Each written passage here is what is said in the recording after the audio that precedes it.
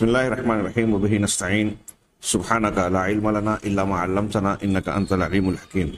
الحمد للہ رب العالمین والصلاة والسلام علی سید المرسلین وعلی آلہ وصحبہ اجمعین ومن تبعہم بإحسان الی یوم الدین. اعوذ باللہ من الشیطان الرجیم. بسم اللہ الرحمن الرحیم.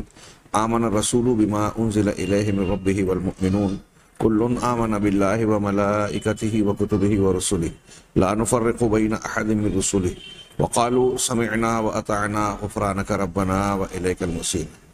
سامعین کرام، پچھلے درس میں ہماری گفتگو نامکمل تھی اس بارے میں کہ مادہ پرست ملحدین بعض ظاہری حقیقت کو بنیاد بنا کر عقلی انداز میں اللہ تبارک و تعالیٰ کی قدرت کاملہ اور انسان کے دوبارہ زندہ کیے جانے سے متعلق اعتراض کرتے ہیں اور اس کے انکار کی کوشش کرتے ہیں. قرآن مجید نے مختلف دلائل کے ذریعے سے خود انہی کے منہج کے اور کہ کائنات کی بعض چیزوں کے مشاہدے کے ذریعے سے ان کا رد کیا اور ان کے استدلال کی کمی کھوٹ اور جس پہلو کو انہوں نے نظر انداز کیا اس کی طرف اشارہ کیا. اس ضمن میں آگ کے وجود اور اس کے معجزانہ پہلوؤں کی طرف اشارہ کر کے اللہ تبارک و تعالیٰ نے مادہ پرست و ملحدین اور منکرین کا جو جواب دیا وہ بات ادھوری تھی کہ قرآن کے اعجازی مناسبتوں میں سے ایک یہ ہے کہ وہ اس حرارت کی طاقت اور توانائی سے بذات خود استدلال کرتا ہے، جیسا کہ ہم نباتات کے سبز پتوں میں آگ کے ذخیرے کو اور اس کے مادے کو کا وجود پاتے ہیں. اس سے پہلے یہ بتایا تھا کہ مادہ پرست ملحدین یہ تھرمو ڈائنامک توانائی کی کو بنیاد بنا کر جو انسان کا ایک جانا سمجھا ہوا قانون ہے اور اس کی بنیاد پر یہ کہتے ہیں کہ کائنات میں حرارت کے ذریعے سے جو توانائی پیدا ہو رہی ہے اور اس کی وجہ سے جو حرکات ہو رہی ہیں وہ کہیں نہ کہیں جا کر تھمے گی، اور اسے وہ ایک اتفاق ثابت کرنا چاہتے ہیں. پچھلے درس میں یہ بات بیان کی گئی کہ اس کا آغاز اور اس کی انتہا اور پھر اس کا مسلسل جاری رہنا، اس کائنات میں ایک نظام کا رواں دوا رہنا، یہ ان کی بات کا رد کرتی ہے. یہ بتاتی ہے کہ اس کا چلانے والا، اس کا مدبر، اس کو وجود دینے والی ذات کوئی ہے. اگر یہ اتفاق ہوتی اور ایک طاقت خود سے پیدا ہو گئی اور کسی مقام پر جا کر ختم ہو گئی ایسا مان لیا جائے تو یہ ازل سے ہے، ازل میں ہی ختم ہو چکی ہوتی. یہ جاری ہے، اس کا تسلسل بتا رہا ہے کہ کوئی اسے سنبھالے ہوئے ہے، اور یہ کسی وقت اس کی ابتدا ہوئی. یہ ابتدا بتا رہی ہے کہ اس کی ابتدا کرنے والی ذات، مدبر، خالق کوئی نہ کوئی ہے. ایسے ہی آگ کے سلسلے میں جو ایک حرارت کی یا توانائی کی ایک شکل ہے کیمیا اور سائنس کے لوگوں کی نگاہ میں، اس کے بارے میں بھی یہ کہا کہ اس کے ذریعے سے اللہ تبارک و تعالیٰ نے خود انہی کے انداز میں منہج پر رد کیا. تو آگے کہتے ہیں کہ ہاں، یہ زندگی کو مسخر کرنے کے لیے یہ آگ کی نعمت ہے، ہاں، جو کہ جس پر ہلکا پھلکا مشاہدہ بھی اگر ایک آدمی سرسری نگاہ بھی اس آگ سے متعلق، اس کے اثرات، اس کے وجود سے متعلق ڈالے تو اس کو یہ بات سمجھ میں آ جائے گی. وہ اس طرح کہ علمی اور سائنسی تحقیق یہ بات ثابت کرتی ہے کہ سبز نباتات،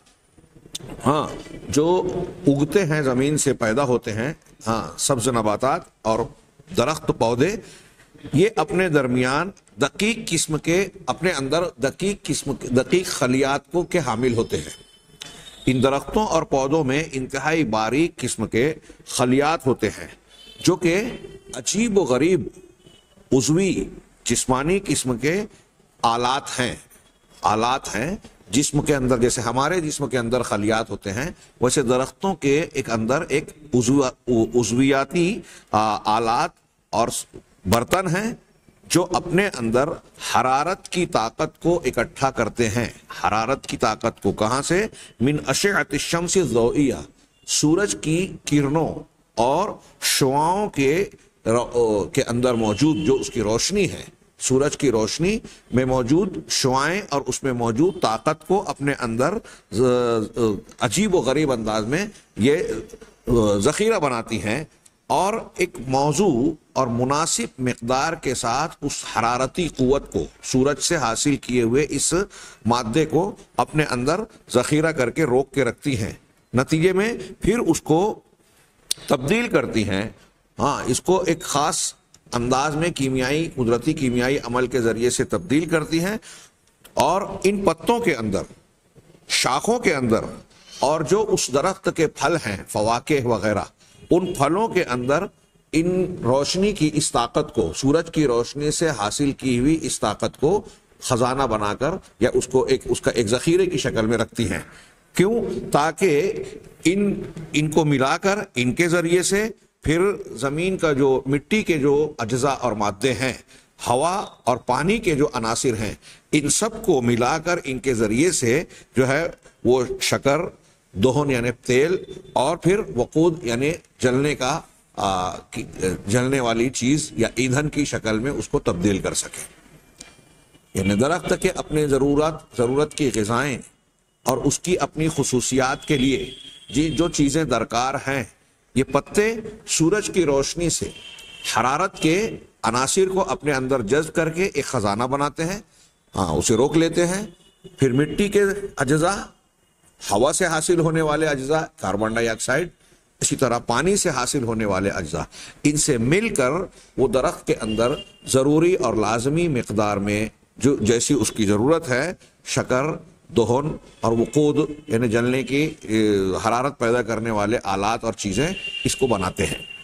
اس طریقے سے اس ظاہری مشاہدے سے ہی یا مطالعے سے ہم کو ہمارے سامنے یہ بات واضح ہوتی ہے، جس کو سمجھنے سے، جس کی حقیقت کو جاننے سے حقیقت میں عقل عاجز رہ جائے۔ یہ کیسا دقیق نظام ہے، آپ غور کیجئے کہ کیا یہ خود بخود ہے؟ یہ جو کہتے ہیں تھرمو ڈائنامک قانون خود بخود جو ہے دنیا میں نافذ ہے اور حرکات ہو رہی ہیں، توانائی اپنا کام کر رہی ہے مختلف حالتوں میں تبدیل ہو کر، یہ اتنا دقیق نظام کیا ہم یہ کہہ سکتے ہیں یا دنیا کا کوئی باشعور انسان کہہ سکتا ہے کہ یہ بغیر کسی مدبر کے یہ سارے نظام اور تدبیرات ہو رہی ہیں؟ کہہ رہے ہیں کہ اس کو جاننے سے عقلیں عاجز ہیں، جو فیما تبدی ہے من نظام خلقی، جو کہ بتاتی ہے کہ یہ ایک تخلیقی نظام ہے اور ترکیب دیا ہوا نظام ہے، کسی ذات نے اسے پیدا کیا ہے اور اس نظام کو قائم کیا ہے، اس کو ترتیب دیا ہے، اور جو ومن تحکم فی الطاقات الکونیہ، اور کہہ رہے ہیں کہ جو ذات ایسی ہے جو اس نظام کو قائم کی ہوئی ہے، وہ کائنات کی ساری طاقتوں پر تسلط رکھتی ہے، اس پر کنٹرول رکھتی ہے، اور اتنا ہی نہیں بلکہ زندگی کی کچھ نہ کچھ غایت ہے۔ اس نے جو یہ سب کچھ بنایا ہے یہ بے مقصد نہیں ہے۔ جب اس میں اتنی دقیق حکمتیں ہیں تو ظاہر سی بات ہے کہ یہ پورا کا پورا نظام بے حکمت کے نہیں ہو سکتا۔ ایک چھوٹے سے پتے کے اندر حکیمانہ انداز میں ایک نظام کام کر رہا ہے، تو پوری کائنات کا نظام بے حکمت ہو، یہ کیسے ہو سکتا ہے؟ چنانچہ کہہ رہے ہیں کہ یہ ساری چیزیں بتاتی ہیں کہ اس نظام پر کسی کا کنٹرول ہے، کوئی چلا رہا ہے۔ مزید یہ کہ اس میں زندگی کی غایت اور اس کی حکمت پوشیدہ ہے، خاص طور سے زندہ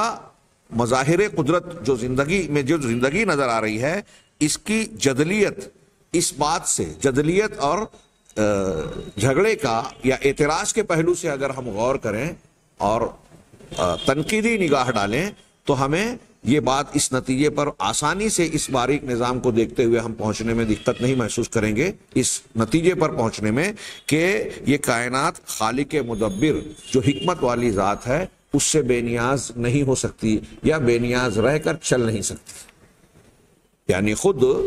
یہ منکرین ملحدین جس مشاہدے کو بنیاد بنا کر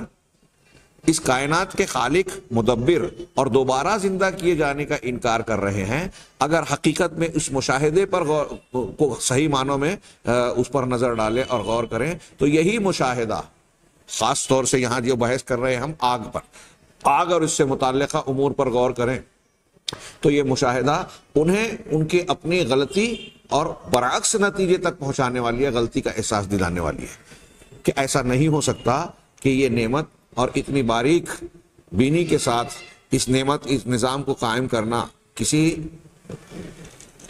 غیر مرئی یا خود سے ہونے والے کام کا نتیجہ ہو، ایسا ممکن ہی نہیں،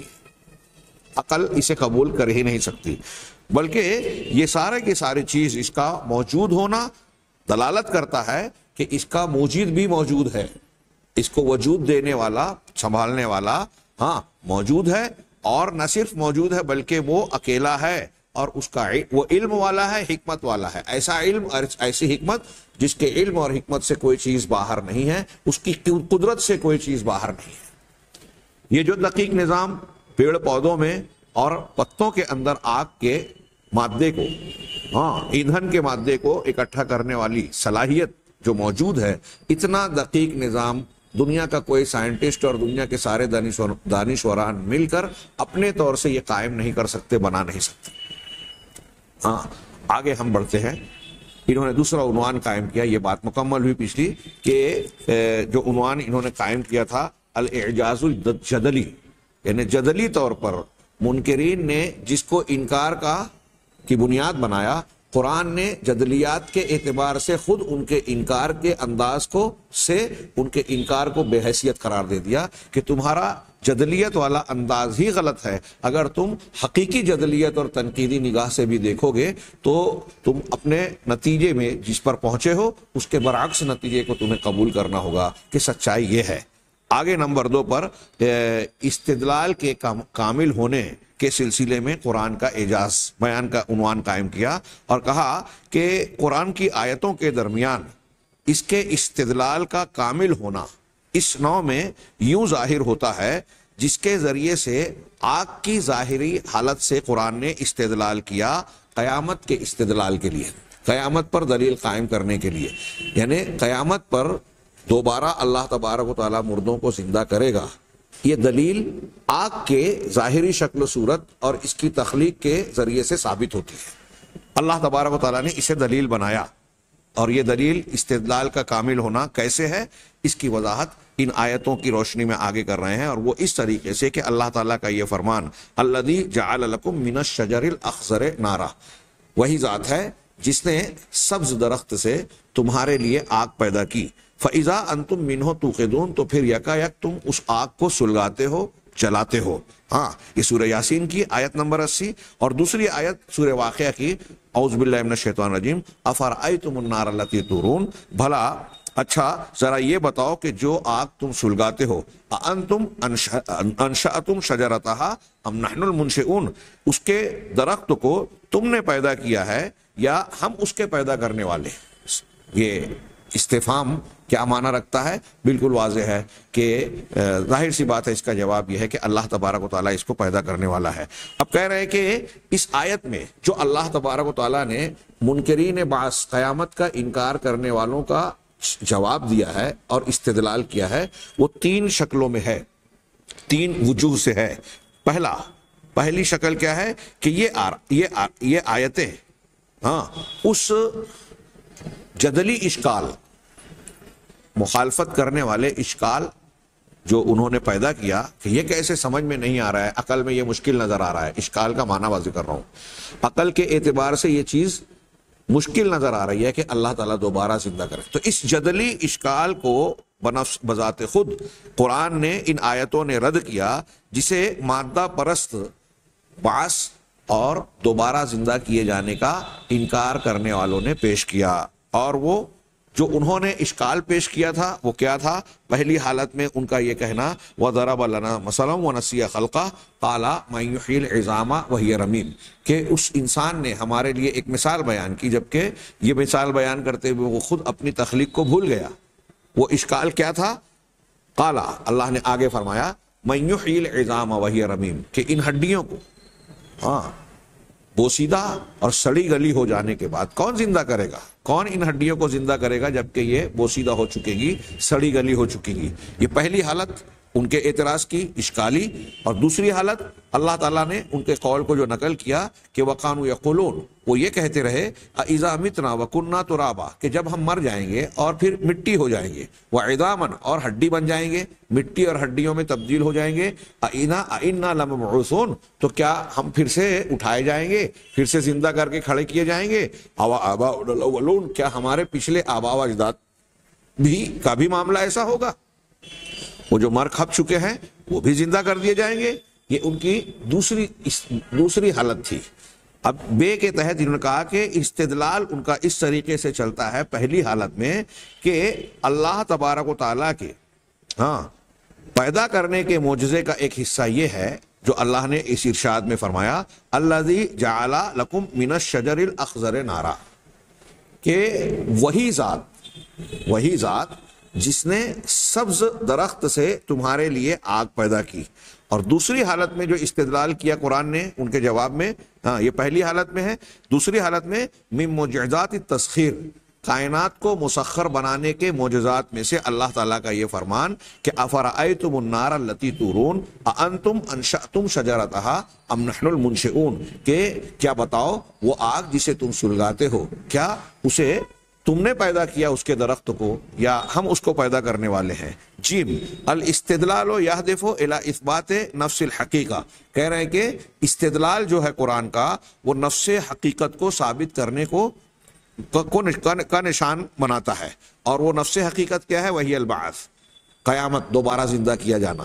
اس کو ٹارگٹ کر کے ہدف بنا کر جو ہے قرآن کا استدلال پیش ہو رہا ہے۔ چنانچہ پہلی حالت میں یہ استدلال یا اس استدلال کی تکمیل قیامت کا اس بات کیسے ہو رہا ہے؟ اللہ تعالیٰ کے اس فرمان پر غور کیجئے، قُلْ يُحْيِيهَا الَّذِي أَنشَأَهَا أَوَّلَ مَرَّةٍ۔ اب یہ تکمیل ہو رہی ہے کہ تم اس پر غور کرو پہلے کہ سبز درخت سے آگ کس نے سلگایا، اور پھر اس کے بعد استدلال کی تکمیل یوں ہو رہی ہے کہ آپ ان کو یہ جواب دیجئے کہ اس لاش کو مٹی اور ہڈی بن جانے کے بعد، سڑ گل جانے کے بعد ہڈیوں کے، کون پیدا کرے گا؟ وہی ذات جس نے پہلی مرتبہ پیدا کیا، وَهُوَ بِكُلِّ خَلْقٍ عَلِيمٌ، اور وہ ہر تخلیق، ہر پیدائش کا پورا علم رکھنے والا ہے۔ اس کے علم سے کہاں کوئی چیز باہر ہے، اس کی قدرت سے کہاں باہر ہے؟ یہ پہلی حالت میں یہ جواب ہے استدلال کا، قرآن کے استدلال کے، ان کی جدلیت کے جواب میں۔ دوسری حالت میں اللہ تعالیٰ کا یہ فرمان جو سورہ واقعہ کی آیت کو نقل کیا ان کے کہ ہم مٹی اور ہڈی بن جائیں گے تو ہم اور کیا ہمارے باپ دادا کا بھی ایسا معاملہ ہوگا؟ تو اس کے جواب میں اللہ نے کہا قُلْ إِنَّ الْأَوَّلِينَ وَالْآخِرِينَ لَمَجْمُوعُونَ إِلَىٰ مِيقَاتِ يَوْمٍ مَّعْلُومٍ، آپ کہہ دیجئے کہ یقیناً سب اگلے اور پچھلے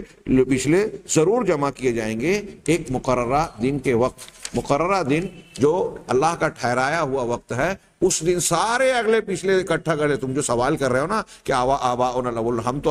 ہمارے باپ دادا جو پر کھپ چکے ہیں کیا وہ بھی زندہ کیے جائیں گے؟ تو آپ ان کو جواب دیجئے کہ ہاں، اولین و آخرین، پچھلے اور اگلے جتنے بھی لوگ ہیں ایک مقررہ دن کے وقت پر سب کے سب کو جمع کر دیا جائے گا۔ قرآن نے مثال دے کر ان کی جدلیت کے انداز میں جس مشاہدہ فطرت اور قدرت کے مظاہر کو بنیاد انہوں نے بنایا تھا، پہلے اس کا ذکر کیا کہ تم اس پر استدلال کر رہے ہو کہ یہ ہڈی بن گئی، مٹی بن گئی تو کیسے زندہ ہوگی؟ تو پہلے ایک چیز پر غور کرو۔ سورہ یاسین میں جواب دیتے ہوئے کہا کہ سبز درخت کے اندر جس نے آگ پیدا کر دی، کس نے پیدا کی؟ تو جو سبز درخت میں آگ پیدا کر سکتا ہے، تمہاری جدلیت اور دماغ جو ہے، عقلی اور سائنسی مزاج تم کہتے ہو، اس مزاج کی بنیاد پر اس کا جواب دو، اپنی پیدائش کے بارے میں جواب دو، اور پھر جواب کا تکمیل کرتے ہوئے کہ تم پہلی مرتبہ جو پیدا کیے گئے ہو تو اس کس نے پیدا کیا، کس چیز کی بنیاد پر پیدا کیا، کس قدرت سے پیدا کیا؟ تو جس نے پہلی مرتبہ پیدا کیا، اب اس کے لیے جب آپ کی عقل اس کا مشاہدہ، آپ کی نگاہ اور عقل مشاہدہ کر کے اس کو دیکھ اور سمجھ رہی ہے، تو آپ کی عقل میں یہ کیوں نہیں آتی کہ جو پہلی مرتبہ بغیر کسی وجود کے پیدا کرنے والی ذات ہے، وہ دوسری مرتبہ سڑ گل جانے کے بعد پیدا کرنا اس کے لیے کوئی مشکل کام نہیں ہے؟ یہ استدلال کی تکمیل ہوئی قرآن کا معجزانہ انداز۔ اور دوسرے میں یہ کہا کہ جس نے پہلی مرتبہ پیدا کیا تھا وہ دوبارہ پیدا کرنے پر پر قادر ہے۔ اس سے پہلے اللہ تبارک و تعالیٰ نے آگ کی طرف مشاہدہ کرنے کی تلقین کی، پھر آگ کے بعد استدلال کی تکمیل قل یحییھا الذی انشأھا اول مرۃ کے ذریعے سے، کہ پیدا وہ کرے گا جس نے پہلی مرتبہ پیدا کیا اور وہ ہر تخلیق کو جاننے والا ہے۔ اور دوسرے میں جواب دیا ان الاولین والآخرین لمجموعون الی میقات یوم معلوم، یہ استدلال کی تکمیل ہے۔ کہہ رہے ہیں کہ ان دونوں حالتوں میں قرآن میں جواب سوال سے پہلے یاتی الجواب علی السؤال قبل اثباتہ بالاستدلال، کہ جواب سوال پر جواب استدلال کے ذریعے سے ثابت کرنے کے سے پہلے ہی آ گیا۔ کون سی دلیل سے استدلال کر رہا ہے قرآن، اس استدلال کے ذریعے حق کو ثابت کرنے سے پہلے جواب آ گیا، اور یہ استدلال اس مشاہدے پر ذہن کو مرکوز کرتا ہے، ذہن کی توجہ کو مبذول کرتا ہے، جو کہ کائنات میں تخلیقی قدرت کی شکل میں وضع کردہ چیزوں میں ہمیں نظر آ رہی ہے، اور بہت واضح طور سے خود انسان کی اپنے تخلیق کے اندر، پیدائش کے اندر نظر آتی ہے۔ یعنی تم اگر اس حقیقت کو جاننا چاہتے ہو، اپنے اس اشکال اور سوال کا جواب چاہتے ہو، تو اس کا جواب تمہاری اپنی ذات کے اندر ہے۔ اپنے آپ کے اندر غور کرو، تم کو کس نے وجود دیا، کب کیسے پیدا کیا؟ تم کچھ نہیں تھے، پیدا ہو گئے،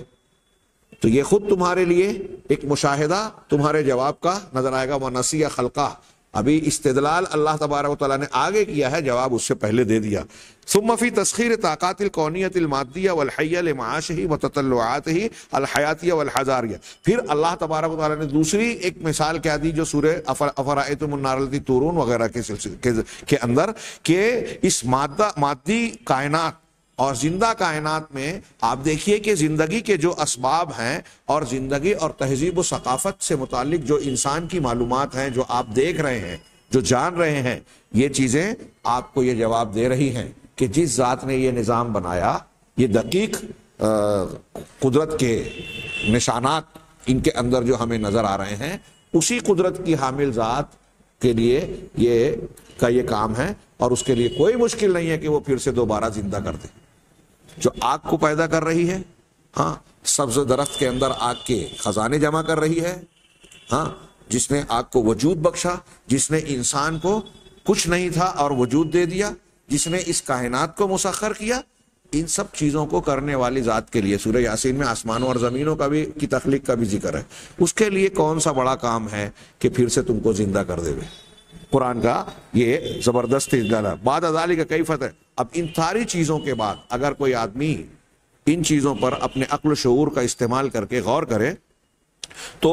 سوال کرنے والا اللہ تبارک و تعالیٰ کی اس قدرت میں کہ وہ نئے سرے سے انسانوں کو، مر جانے والوں کو پھر سے زندہ کرنے پر قدرت رکھتا ہے اور پھر سے پیدا کرے گا، اس پر اعتراض کرنے کی گنجائش باقی ہی نہیں رہ جاتی۔ سوال کرنے والے اور اعتراض کرنے والے کا جواب انتہائی بھرپور مدلل انداز میں قرآن نے دے دیا۔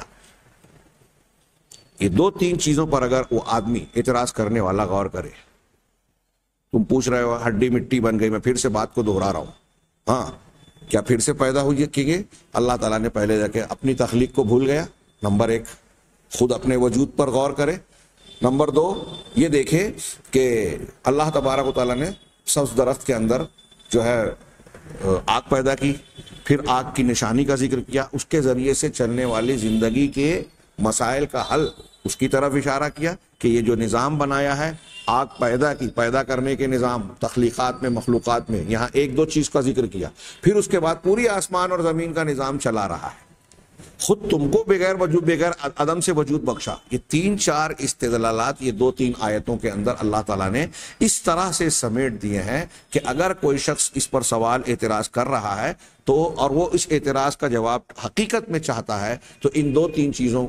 پر غور کرے۔ قرآن نے جو جواب دیا اسے اس کا تشفی بخش جواب ملے گا، اور آج کی جدید سائنسی تحقیقی جو زمانہ ہے اور اس کے جو نتائج ہیں سائنسی دور میں، اس میں اگر وہ ان آیتوں پر غور کرے تو اسے قرآن کے معجزے اور اس کے جواب کی گہرائی کا مزید ادراک ہوگا، اور اس کو یہ ماننا پڑے گا کہ اللہ تبارک و تعالیٰ نے قرآن مجید میں ارشاد فرمایا کہ کیا وہ ذات جس نے پہلی مرتبہ پیدا کی وہ دوبارہ قادر نہیں ہے؟ الیس ذالک بقادر علی ان یحیی الموتى، کیا یہ ذات اس بات پر قدرت نہیں رکھتی کہ وہ مردوں کو پھر سے زندہ کر دے؟ ہاں، سورہ قیامہ کی آخری آیت میں یہ استفہام انکاری ہے، یعنی ہم یہ کہیں گے کہ ہاں کیوں نہیں، اس بات کا استفہام کہ کیوں نہیں، اللہ تبارک و تعالیٰ اس پر بالکل قدرت رکھتا ہے، اور جو اس کا انکار کرے اس سے بڑا احمق کوئی ہو نہیں سکتا۔ تیسرے نمبر پر انہوں نے عنوان قائم کیا الاعجاز العلمی فی الظاہرۃ الخلقیہ، کہہ رہے ہیں کہ سائنسی معجزہ قرآن کی ان آیتوں میں، آگ سے متعلق آیتوں میں قرآن کا تخلیقی ظاہری تخلیقی منظر اور تخلیقی شکل و صورت میں جو معجزے کا پہلو اس میں نظر آتا ہے وہ کیا ہے؟ کہہ رہے ہیں کہ آگ کی طاقت کو درخت کے اندر، آگ کی طاقت کو جو درخت کے اندر اللہ تبارک و تعالیٰ نے محفوظ اور ذخیرہ کرنے کی صلاحیت عطا کی ہے، اس تخلیقی ظاہری شکل و صورت میں معجزے کا پہلو ہمیں یہ نظر آتا ہے کہ اس میں جو درختوں کے اندر اور اس کے پتوں کے اندر جو سورج کی روشنی کی شعاؤں میں پوشیدہ قوتیں ہیں، اس کو کس طریقے سے ہم یہ دیکھ رہے ہیں کہ سورج کی روشنی میں کچھ قوتیں ہیں، اس کی شعاؤں کے اندر کچھ طاقتیں ہیں، اس کو درخت اور اس کے پتے اپنے اندر جذب کرتے ہیں، ان چھپی ہوئی طاقتوں کو۔ وَذَلِكَ مَا يَظْهَرُ فِي عَمَلِيَّةِ التَّرْكِيبِ الضَّوْئِي، یہ وہ چیز ہے جو ترکیب ضوئی کے عمل میں ظاہر ہوتی ہے۔ یہ ترکیب ضوئی کا لفظ اس سے پہلے عملیت الضوئیہ کے لفظ سے گزری، اور وہاں فوٹو سائنتھیسس یا جو بھی اس کا انگریزی تلفظ ہو، اس کے لفظ کی تشریح میں یہ بات گزر چکی، جس کو اردو زبان میں آپ دیکھیں گے تو اس کو ضیائی تالیف کا نام دیا ہے لوگوں نے، اصطلاحی لفظ ہے ضیائی تالیف، یعنی یہ وہ عمل ہے درخت کے پتوں اور نباتات کے بود و باش یا اس کی پرورش کا، وہ عمل کہ نباتات کے اندر جو سبز نباتات ہیں سورج کی شعاع سے جو حرارت یا کاربن ڈائی آکسائیڈ ہے اور حرارت کے اجزاء ہیں وہ اپنے اندر جذب کرتے ہیں، ہوا سے کاربن ڈائی آکسائیڈ لیتے ہیں، اس سے حرارت لیتے ہیں، اس سے کاربن ڈائی آکسائیڈ لیتے ہیں، پانی کے اجزاء،